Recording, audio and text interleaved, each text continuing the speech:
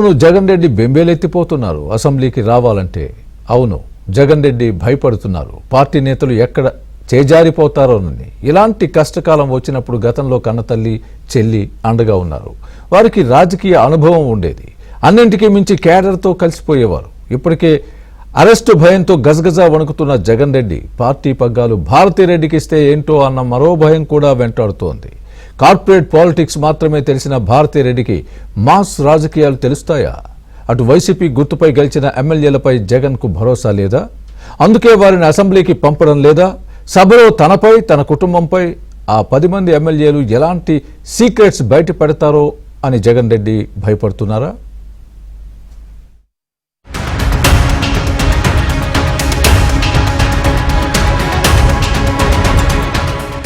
దమ్ముంటే అసెంబ్లీకి రా, ఏ అంశంపై అయినా చర్చకు సిద్ధం. కూటమి పార్టీల అధినేతల నుంచి సాధారణ స్థాయి నేతల వరకు జగన్ రెడ్డిని ప్రశ్నిస్తూనే ఉన్నారు.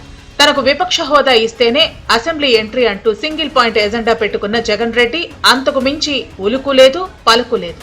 జగన్ రెడ్డి అసెంబ్లీకి రాకపోవడానికి ఆయన చెప్పిన రీజన్ ఆయనకుంది. మరి వైసీపీలో మిగిలిన 10 మంది ఎమ్మెల్యేలు ఎందుకు శాసనసభకు రావటం లేదు? కనీసం కన్నెత్తి కూడా చూడటం లేదు.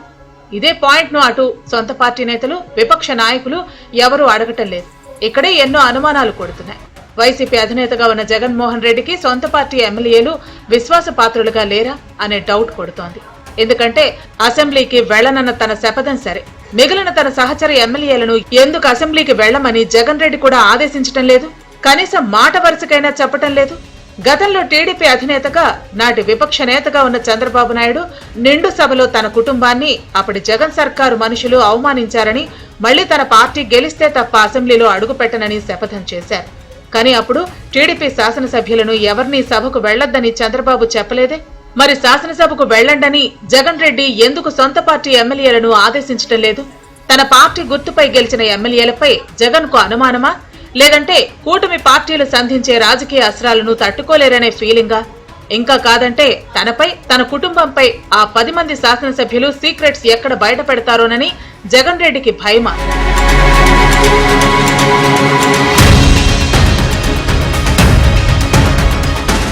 జగన్ రెడ్డికి మైండ్ గేమ్ పాలిటిక్స్ కొత్త కాదు.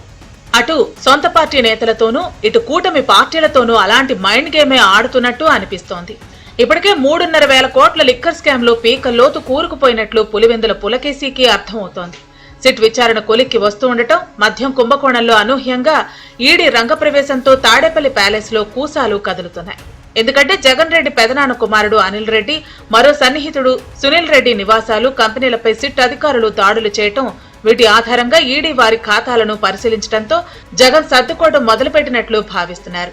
మద్యం కుంభకోణంలో పీకల్లోతు ఇరుక్కున్నట్లు జగన్ రెడ్డికి సంకేతాలు అందుతున్నాయి. కానీ తాను భయపడుతున్నట్లు కనిపిస్తే పార్టీ పరంగా ఇంటా బయట ఇబ్బందికర పరిస్థితులు వస్తాయని, అందుకే జగన్ రెడ్డి మేకపోతు గాంభీర్యం ప్రదర్శిస్తున్నారు. అందుకే విపక్ష హోదా ఇస్తే తక్క అసెంబ్లీకి రాబోనంటున్నారు.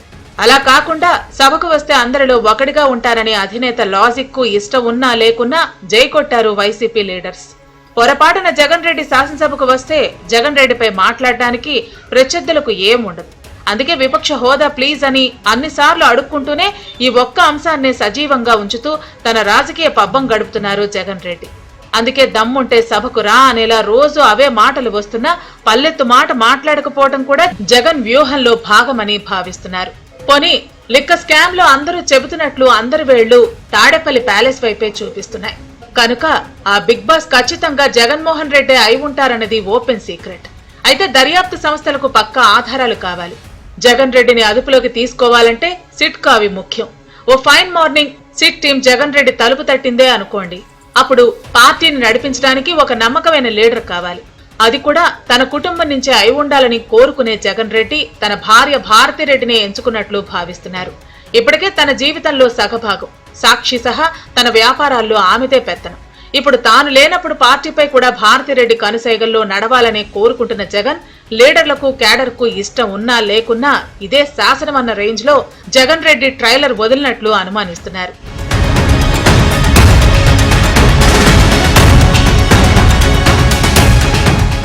గతంలో జగన్ రెడ్డికి ఇలాంటి రాజకీయ భయాలు, కష్టాలు వచ్చినప్పుడు బాసటగా కన్నతల్లి విజయలక్ష్మి, తోబుట్టు వైఎస్ షర్మిల ఉండేవారు.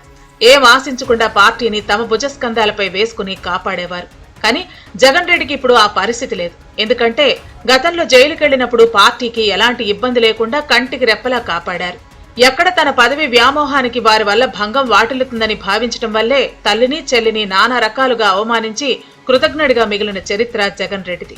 అందుకే ఈసారి తాను లేకుంటే తన పార్టీని నడిపించే నా అయిన వాళ్లు లేక అనివార్యంగా తన బెటర్ ఆఫ్ భారతే దిక్కు అనుకుంటున్నారు జగన్ రెడ్డి.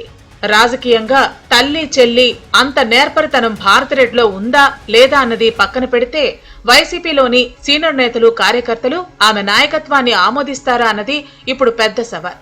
రేపేదైనా జరగరాంది జరిగితే, అంటే ఇప్పటికే కోకొల్లలుగా ఉన్న కేసుల్లో ఏదైనా ఒక కేసులో జగన్ రెడ్డి అరెస్ట్ అయితే ఏంటి పరిస్థితి అనే సంశయంలో పడ్డారు వైసీపీ నేతలు.